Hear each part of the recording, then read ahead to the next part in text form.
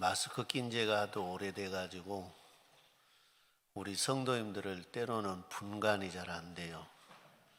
그래서 어떤 때는 저 사람이 누굴까?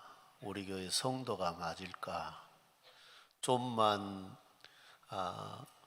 머리 스타일이 바뀐다든가 의상이 바뀐다든가 하면 한참 생각해요. 그런데 이제 본 얼굴 보는 것이 어떻게 보면 더 어색한 것 같아요.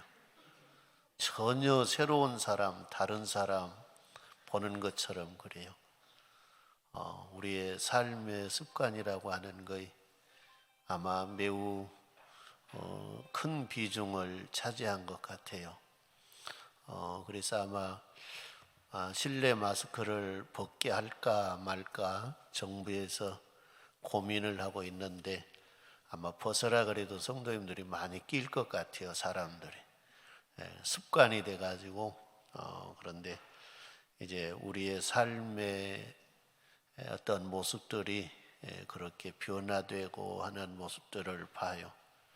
뉴스를 보면 중국에서 코로나 변이가 생겨가지고 정확한 건 모르는데 혀가 시커매지고 얼굴에 껍질이 벗겨지고 얼굴도 시커매지고 그런 변이가 생겼다고 이야기를 해요.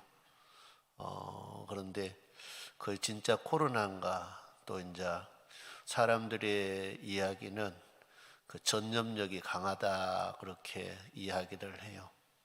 앞으로 가면 갈수록 무서운 질병들이 나올 거예요. 그것이 마지막 하나의 징조이니까 우리 성도들이 건강 관리 잘 하시고 여러분들이 영과 육이 선한 싸움 싸워 승리할 수 있는 믿음의 사람들로 세워지는 은혜가 있기를 바랍니다. 오늘 이제 우리가 사도신경 계속해서 공부해 가죠. 사도신경은 뭐냐? 믿습니다. 뭘 믿느냐? 우리가 성삼위 하나님을 믿습니다 라는 그런 고백이고 그 고백 속에 나의 마음을 드립니다 라고 하는 의미가 있다 그랬어요. 그러니까 나의 마음을 드리지 않는 고백은 거짓된 고백이고 그것은 위선된 거예요. 그래서 우리가 항상 고백할 때마다 내 마음과 함께 드릴 수 있는 그런 신앙 고백이 되는 은혜가 있기를 주님의 이름으로 축원합니다. 우리가 신앙 고백할 때에 우리 하나님도 그럴 거예요. 그래, 나는 너를 믿는다. 성도 여러분, 우리가 성도들이 아버지로부터 이 이야기를 듣는다고 하는 건 매우 큰 은혜요, 축복인 거예요. 그러니까 우리가 하나님을 믿습니다라고 하는 말도 하나님이 우리를 향해 내가 너를 믿는다라고 하는 걸 기뻐한 것처럼 우리가 마음을 드리면서 하나님을 믿습니다라고 할 때에 하나님도 기뻐하실 것 같아요. 그러나 마음이 없이 드립니다라고 하는 건 우리가 하나님의 마음을 살 수가 없어요. 마음은 마음을 사는 거예요. 하나님은 우리에게 모든 것 다 내줬어요. 그리고 하나님은 우리의 마음을 얻기를 원해요. 그와 마찬가지로 우리가 마음을 하나님 앞에 드리면 하나님이 우리에게 준 그 마음이 만나서 하나 되는 것, 연합되는 것. 그래서 신앙은 연합의 원리예요. 연합이 되지 아니하면 우리의 신앙은 아무 유익이 없고 아무 도움이 안 돼요. 그래서 저와 여러분들이 신앙 고백을 통해서 성부 하나님과의 연합, 성자 예수님과의 연합, 성령의 하나님과의 연합이 되어서 저와 여러분들이 하나님이 공급하시는 힘과 능력으로 살아갈 수 있기를 바랍니다. 그동안 우리가 공부하는 건 그러죠. 나는 전능하신 아버지 하나님 천지의 창조주를 믿습니다. 나는 그의 유일하신 아들 우리 주 예수 그리스도를 믿습니다. 그는 성령으로 잉태되어 동정녀 마리아에게 나시고 본디오 빌라도에게 고난을 받아 십자가에 못 박혀 죽으시고 장사된 지 사흘 만에 죽은 자 가운데서 다시 살아나셨으며 하늘에 오르시어 전능하신 아버지 하나님 우편에 앉아 계시다가 여기까지 지난 수요일 날 밤에 생각했습니다. 오늘 저녁 이제 생각할 것은 거기로부터 살아있는 자와 죽은 자를 심판하러 오십니다 하는 거예요. 거기로부터 하나님 보좌 우편에 앉아 계시는데 거기로부터 심판하러 오신다는 것이죠. 그동안 우리가 쭉 요약하면 그럽니다. 성령으로 잉태되어 동정녀 마리아에게 나시고 십자가에 못 박혀 죽으시고 장사된 지 사흘 만에 죽은 자 가운데서 다시 살아나셨으며 하늘에 오르시어 전능하신 아버지 하나님 우편에 앉아 계시다가 거기로부터 살아있는 자와 죽은 자를 심판하러 오십니다. 그러죠. 전능하신 아버지 하나님 우편에 앉아 계셨는데 거기로부터 다시 오신다고 하는 말씀인 것입니다. 그래서 다시 오신다, 그래서 한자어로 재림이라 그래요. 재림. 두 번째 오시는 걸 이야기해요. 첫 번째 오시는 것은 성령으로 잉태되어 동정녀 마리아에게 나셨을 때에 오신 걸 이야기해요. 그때 오신 것은 우리를 섬기러 오셨고 자기 자신을 우리의 죄를 대속하는 대속물로 주려고 오셨다고 우리는 배웠어요. 그런데 이제 다시 오실 예수님은 산 자와 죽은 자를 심판하러 오신다는 거예요. 마태복음 16장 27절 말씀에 인자가 아버지의 영광으로 그 천사들과 함께 오리니 그때에 각 사람이 행한 대로 갚으시리라. 행한 대로 갚은다라고 하는 걸 심판한다는 거예요. 저와 여러분들이 어떻게 살았는가 거기에 따라서 심판하신다는 겁니다. 사도행전 1장 11절에도 이르시되 갈릴리 사람들아 어찌하여 서서 하늘을 쳐다보느냐 너희 가운데 하늘로 올려지신 이 예수는 하늘로 가심을 본 그대로 오시리라 그랬어요. 심판하러 오시는데 너희가 본 그대로 오신다는 것입니다. 500여 성도들이 모인 가운데에 우리 예수님이 하늘로 가셨지요. 그 가시는 걸 본 그대로 오신다라고 하는 말씀인 것입니다. 성자 하나님의 재림 시기는 아들도 천사들도 모른다 그랬습니다. 오직 성부 하나님만 아신다고 이야기했습니다. 시기를 가르쳐주지 않는 이유는 우리로 하여금 항상 깨어 있도록 하기 위해서입니다. 그리고 만약 재림의 시기를 안다면 현재의 삶에 충실하지 않을 수 있기 때문에 그 시기를 우리들에게 알려주지 아니했다고 이야기합니다. 저와 여러분들이 생각하기는 그 시기를 알려주면 좋을 것 같은데 그 시기를 알면 오히려 저와 여러분들의 신앙생활을 하는데 오히려 도움이 되지 않는다는 것입니다. 우리는 주님이 언제 오실런가 모르지만 우리는 근신하고 깨어서 그날을 열심히 준비해야 되는 것입니다. 그런데 이제 시기는 안 가르쳐 줬지만은 그 때가 다가오면 징조가 있을 것이다. 이러이러한 징조가 있을 것이다. 마태복음 24장에 보면 마지막 때 징조를 이야기해요. 예루살렘 성전이 무너질 때 징조도 거기에 있지만은 예수님 다시 오실 때에 그때 징조도 이러한 일들이 있으리라. 그러면 그 일이 있고 난 다음에 인자가 온다는 것입니다. 그런데 그 징조들이 저와 여러분들이 사는 이 시대에 이곳 저곳에서 나타나고 있습니다. 그렇기 때문에 그때 그걸 나타나는 것들이 볼 때에 예수님 오실 때가 가까워오는구나 라고 저와 여러분들이 생각할 수 있어요. 그런데 거기에 대해서 둔하면 민감하지 못하면 평소와 똑같은 것처럼 생각이 되고 이해가 되고 그래요. 그러나 좀 민감해야 될 때는 민감해야 돼요. 저와 여러분들의 영이 무디어진 사람이 아니라 민감한 사람들이 되기를 바랍니다. 그리고 세계 도처에서 일어나는 모든 일들을 다 그냥 어디 보면 신앙과 연결시켜서 막 급하게 생각하는 그것도 잘못된 것이지만은 일어난 것들을 성경과 비유해서 어떤 일이 일어난다고 하는가, 이거 일어난 일들을 보면서 성경을 우리가 말씀을 읽고 묵상하면서 지금 이런 일들이 주님 오신다고 할 때에 이런 일들이 일어날 건데 그런 일들이 일어나는구나. 그리고 점점 많이 일어나고 자주 일어나는구나 라는 걸 느낄 수 있을 거예요.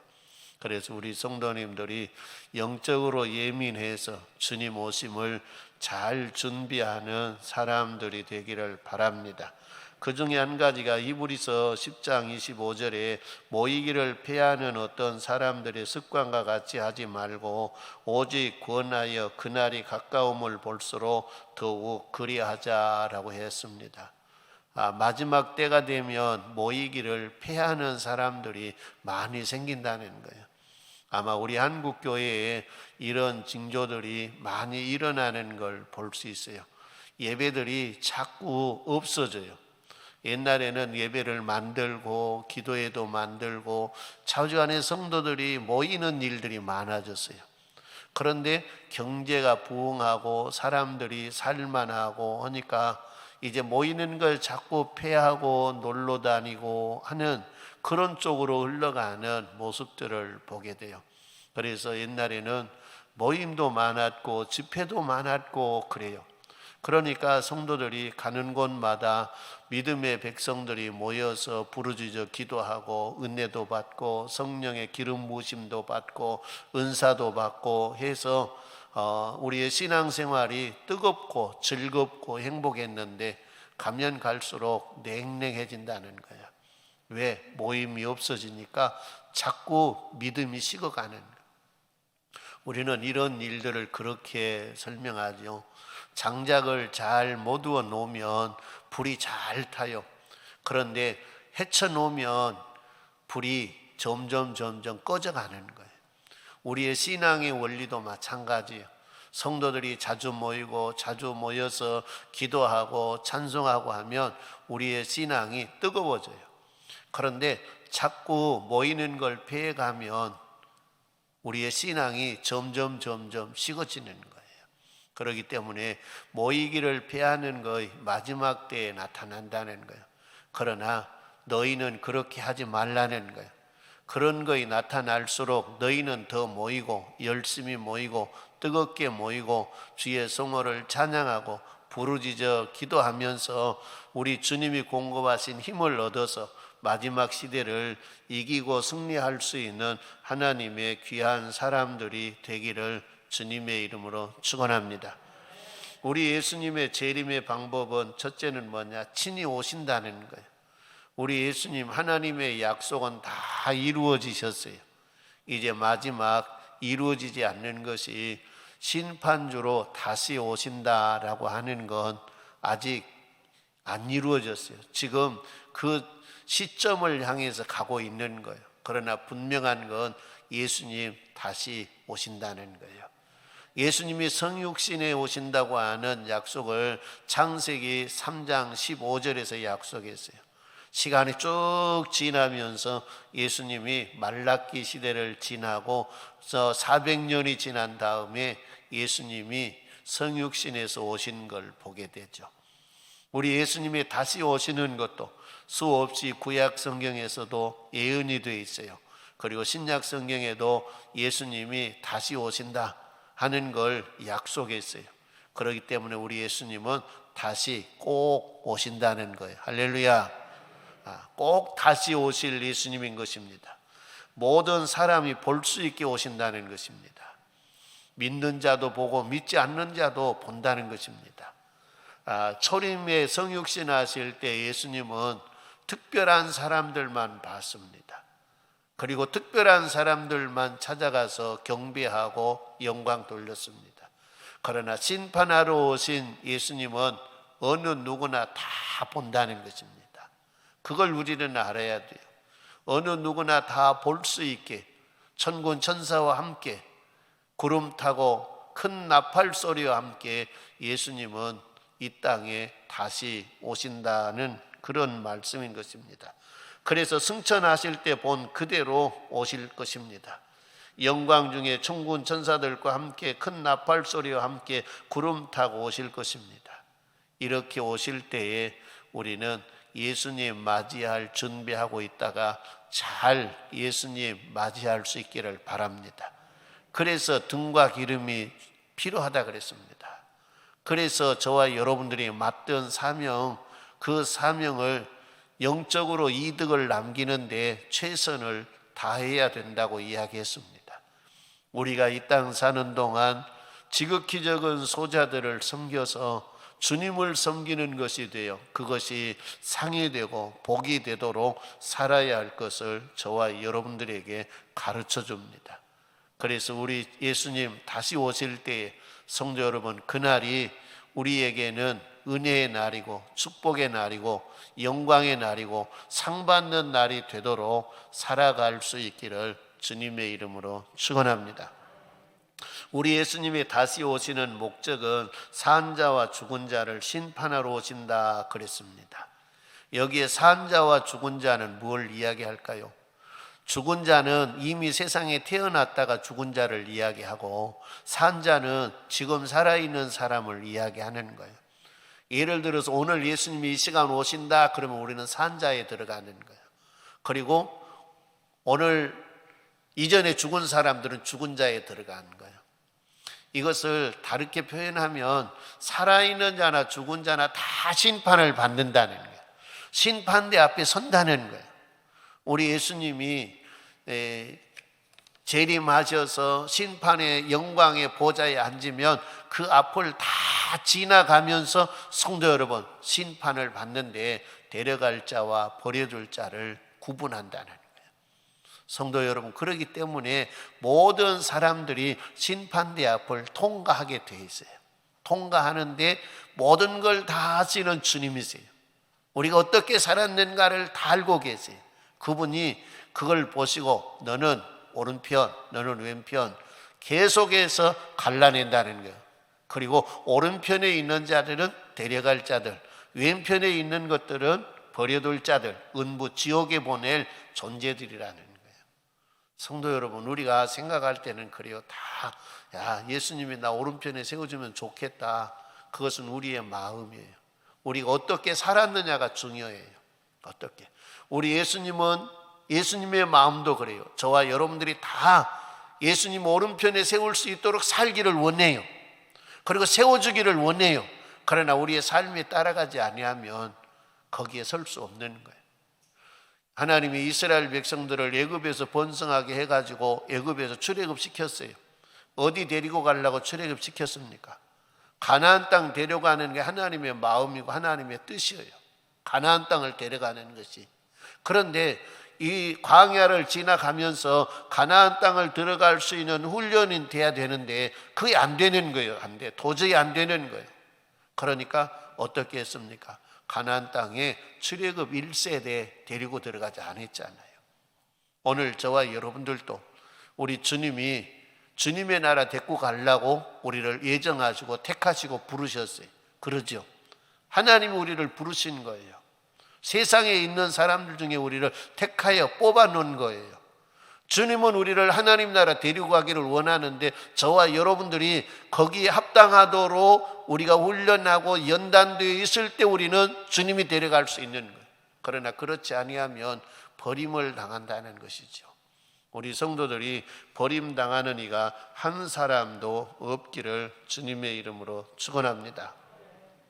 디모데후서 4장 1절로 2절 말씀에 하나님 앞과 살아있는 자와 죽은 자들을 심판하실 그리스도 예수 앞에서 그가 나타나실 것과 그의 나라를 두고 엄히 명하노니 너희는 말씀을 전파하라. 때를 얻든지 못 얻든지 항상 힘쓰라.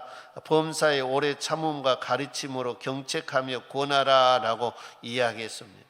여기 이 말씀 속에 뭐냐? 여기 이 말씀 속에 하나님 앞에 살아있는 자나 죽은 자나 다 심판하실 예수 그리스도 앞에서 우리들에게 명령한다는 거예요.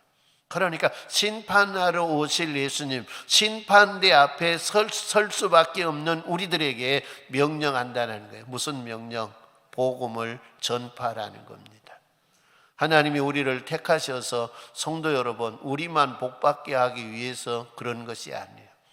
우리는 아브라함을 택할 때 보시기 바랍니다. 아브라함에게 하나님은 그래요. 너희 본토 친척 아버지 집을 떠나라. 그러면 내가 너에게 보여줄 땅이 있는데 그 땅으로 가라. 그러면 하나님이 복을 주시마 약속했어요. 너도 복을 주고 너의 자손도 복을 주고 너의 이름이 창대하게 되고 너로 인하여 모든 민족이 복을 받으리라. 할렐루야. 아브라함 너만 받는다고 한 것이 아니에요. 너의 자손만 받는다고 한 것이 아니에요. 너로 인해서 모든 민족이 복을 받게 하리라 라고 이야기했어요. 오늘 저와 여러분을 선택하고 부르신 목적도 마찬가지예요. 나 한 사람 구원해서 주님의 나라 데려가려고 한 것이 아니에요.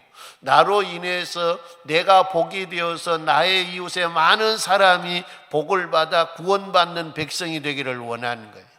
그래서 하나님은 구원의 시작을 어디서 어떻게 이야기합니까? 사도행전 16장에서 간수들이 사도 바울에게 선생님 우리가 어떻게 해야 구원을 얻으리까? 라고 이야기할 때 주 예수를 믿으라. 그리하면 너가 구원받을 것이 아니라 너와 너의 집이. 할렐루야. 하나님이 우리를 택하신 목적은 첫째는 뭐냐? 나를 통해서 아무리 적게 해도 내 가족이 구원받기를 원하는 것이 하나님의 뜻이라는 거예요. 더 이웃은 고사하고 내 가족이라도 구원을 받게 해야 한다는 거예요. 그러니까 나로 인해서 너와 너의 가정이 구원을 받으리라 라고 하는 거예요. 오늘 우리 성도님들이 나 혼자 구원받는 것으로 만족하지 말고 가족 구원을 위해서 더욱더 힘써 기도하고 성도 여러분 가족 구원을 이룰 수 있는 성도님들이 되시기를 주님의 이름으로 축원합니다. 그게 하나님의 뜻이고 하나님의 명령이에요. 그래서 때를 얻든지 못 얻든지 복음을 전파하라는 거예요. 성도 여러분 가정에 남편들에게 또 자녀들에게 복음 전하면서 때로는 안 좋은 소리 들으면서도 복음을 전해야 돼요. 왜 그럴까요? 그것이 그들의 귀에 달라붙도록 해야 돼요. 그 복음이 그들의 마음속에 들어가도록 해야 돼요. 그래서 위기를 만났을 때라도 그때 그걸 기억할 수 있도록 해야 된다는 거예요. 사람이 위기를 만나면 그런 거예요. 아이고 살 소망이 없다. 그러면 어떻게 해야 되느냐? 성도 여러분, 예수 붙잡으면 구원받는다더라.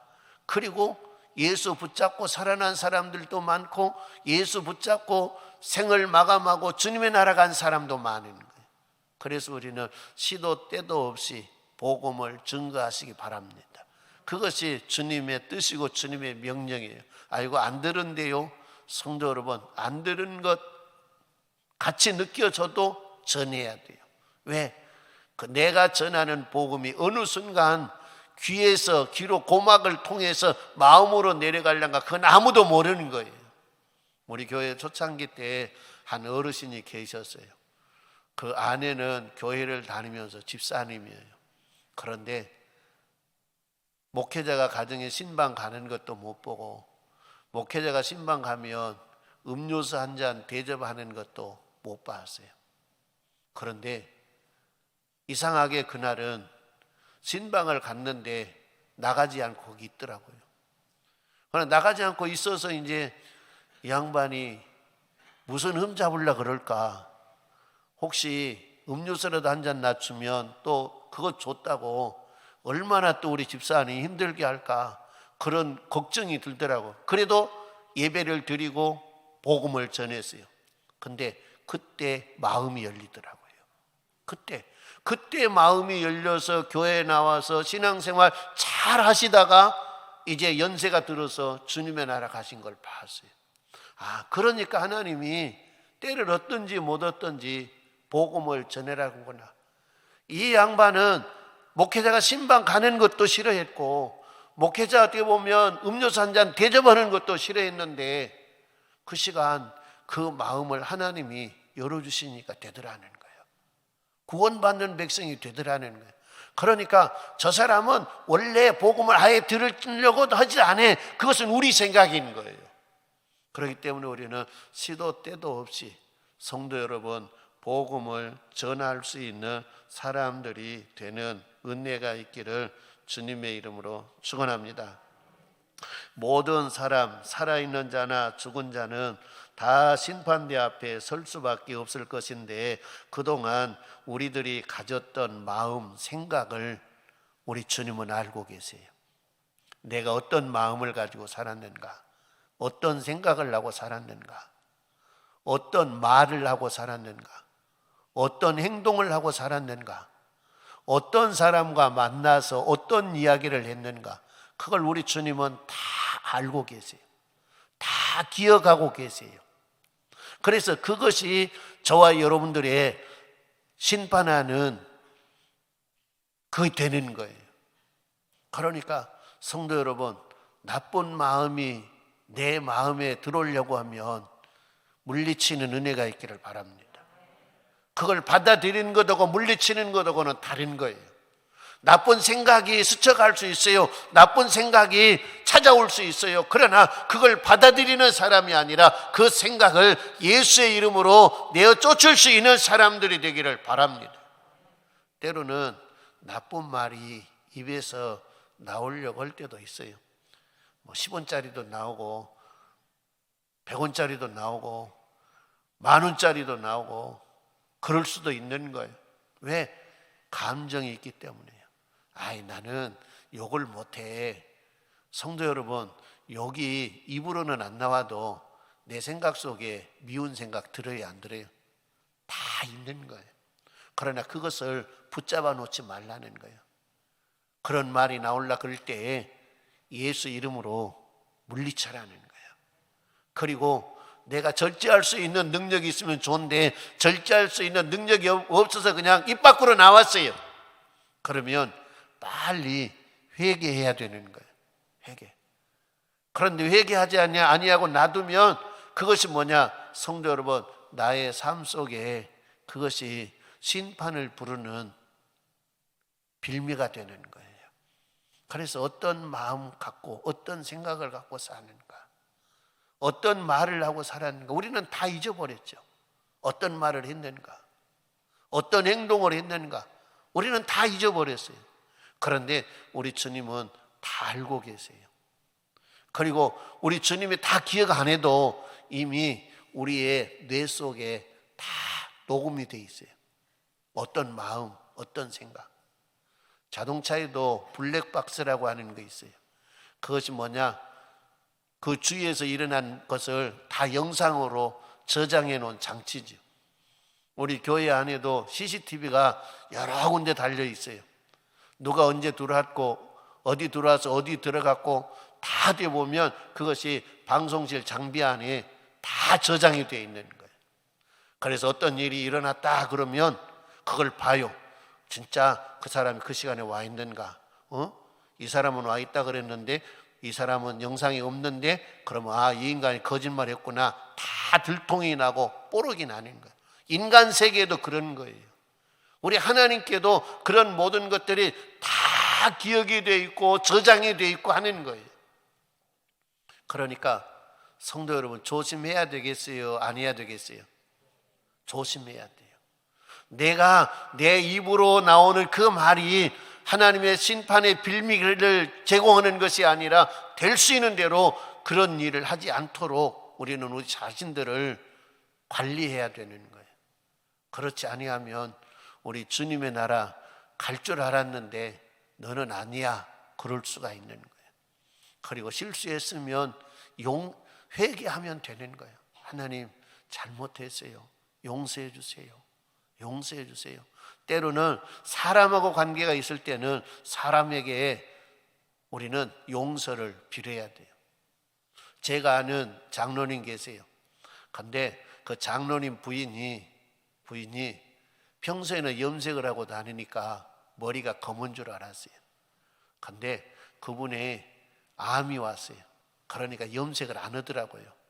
근데 그렇게 한 다음에 이제 봤어. 그러니까 머리가 완전히 하얀 거예요. 그래서 얼른 보고 하는 말이, 아니 언제 그러고 바싹 늙어버렸어? 그렇게 그냥 이야기를 한 거예요. 근데 이것이 시간이 지나면서 자꾸 마음에 걸리는 거예요. 그분은 얼마나 괴로울까? 그분은 그러지 않겠어요? 아이 머리가 금발이니까 하얘니까 보기 좋습니다. 그랬으면 좋을 건데 언제 그렇게 늙어버렸어? 그래서 너무나 괴로운 거예요. 그래서 전화를 했어요. 권사님, 내가 이런 이야기를 했는데 내가 마음이 괴롭다고, 마음에 상처받았으면 용서해 달라고. 그런데 말은 그러더라고요. 아이 목사님 괜찮아요. 근데 상처가 됐을 것 같아요. 저도 성도 여러분 머리가 거의 하얘요. 근데 지금은 현직에 있으니까 그래도 검정물을 찍어 바르니까 별로 모르겠죠. 아마 정년하고 난 다음에 염색 안 하고 하얀 머리로 나타나면 우리 성도님들이 그럴란가 몰라요. 아이고 목회 안 하니까 건강할 줄 알았는데 바싹 늙어버렸구만. 다 돼버렸구만. 그럴 수 있단 말이에요. 그렇기 때문에 우리가 말 한마디도 해놓고 나면 본인은 괜찮다 그런데 상처가 될 때는 성령의 하나님이 하는 사람의 마음을 괴롭게 하더라고요. 내 마음속에 성령이 없으면 그냥 그건 아무것도 아닌 것처럼 그냥 넘어가는 거예요.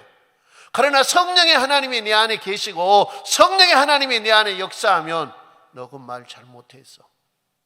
너 그거 아무것도 아닌 것처럼 이야기했지만 그 사람은 그 말이 상처가 됐어. 그걸 깨닫게 해주니까 마음이 괴로운 거예요. 잘못해도 성령이 내 안에 없으면 그냥 잘못한 거 모르는 거예요. 그런데 성령이 내 안에 계시면 회개할 수밖에 없도록 만드시는 거예요. 그래서 성령의 하나님이 귀중한 거예요. 오늘 저와 여러분이 이 땅 살 때에 주님의 나라에 가서 우리가 생각했던 것, 마음 먹었던 것, 말했던 것, 행동했던 것, 그걸 보고 우리 주님이 심판하실 건데, 성도 여러분 회개하지 못한 거 있으면 회개하고 우리는 주님 앞에 다 죄 씻음 받고 가는 성도들이 되기를 주님의 이름으로 축원합니다. 우리 주님은 저와 여러분들이 완전히 죄 없는 자로 오기를 원치 않아요. 우리는 다 죄성을 가지고 있기 때문에 우리는 다 죄를 지을 수밖에 없는 거예요. 그런데 다 모든 사람들이 죄를 짓지만 그 죄를 회개하고 오기를 원한 거예요. 회개하지 아니하고 오면 그것이 심판의 대상이 되는데, 회개하고 가면 성도 여러분 그것을 간과하신다, 그냥 넘어가신다라고 말씀했어요. 우리는 우리 자신들을 돌아보고 성도 여러분 회개하고 이제 주님 앞에 설 수 있는 믿음의 사람 되어서 다 주님의 오른편에 설 수 있는 우리 성도님들이 되시기를 주님의 이름으로 축원합니다.